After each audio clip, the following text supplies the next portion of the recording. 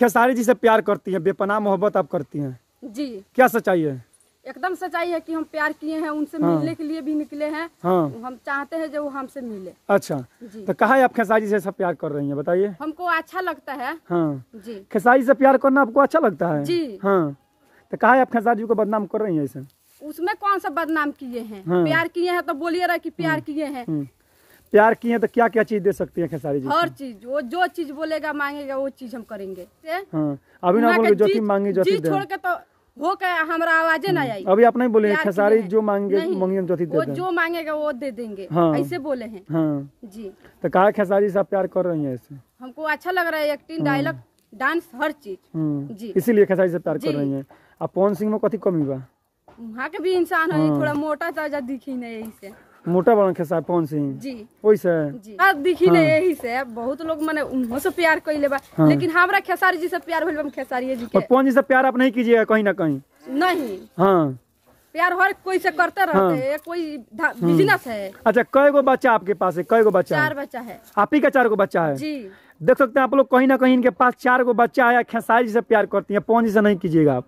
नहीं। पवन जी के नहीं क्या अच्छा लागत? पवन जी वहाँ के थोड़ा मोटा ताजा दिखी ने। अच्छा वैसे इतना अच्छा अच्छा गाना गावलन पवन जी? गाना भी गावे नहीं। वहाँ का डायलॉग अच्छा ना लगे। तो कैसन आदमी चाहिए? खेसारी जी से। खेसारी जी से बॉडी बिल्डर। जी। और दूसर के पसंद करी तो ना चाहिए लोग देखा था वीडियो? ना ना, ये लोग से ना प्यार हुई ना। ये लोग से दिक्कत बा? दिक्कत कैसे बा? दिक्कत बा, लेकिन हमको सब कोई से थोड़ा ना प्यार हो जाए। जी। केकरा केकरा से हुई? खेसारी जी से। मरद के छोड़ दिला बनी? काहे वहाँ के भी लेके जाए। उन्हों से प्यार करे?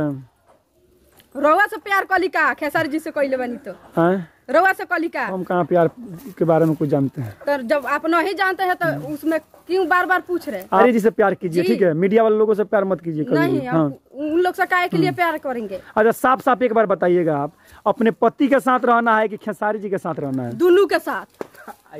आपका सवाल एक होगा, जवाब एक रहना चाहिए। सिर्फ खेसारी जी से प्यार कीजिए, नहीं तो पति से प्यार कीजिए। किससे प्यार करना? दोनों से करेंगे। दोनों से? जी। एक बार में दोनों आदमी से प्यार कीजिएगा। मगर खेसारी जी या पति को नहीं छोड़ना है, दोनों आदमी से प्यार करना है। अभी 70% खेसारी जी से प्यार किए हैं और 25% अपना पति से। अच्छा जरा संगे रुआ रह के आ जरा संगे रुआ 4 गो बच्चा के भी पैदा कैले बानी लगिन मिल के, ओकरा के रुआ छोड़ दिले बानी 25% प्यार करे। आ खेसारी जी कहाँ रहलन कहाँ ना, तुमका से रुआ 75% प्यार करे। जी वहाँ का कहीं बानी, हर रंग में वहाँ का भी बानी। जी। मगर आपको साफ साफ बताना है कि आप खेसारी जी से अधिक प्यार कीजिएगा, कहीं ना कहीं अपने पति से आपको प्यार नहीं है। वहाँ से भी प्यार बा। मगर तनका सुखी बा, तनका सुखी कौन माने रखता? तो तनका सुखी बा उतने बानू। कहीं ना कहीं थोड़ा सा ना। जी। देख सके नहीं लगिन यहाँ का चेहरा रो लगिन देखी लगिन अच्छा तरह से बहुत ज्यादा यहाँ का प्यार करेनी। तो का लागत है खेसारी जी को या उतर मिले खातिर?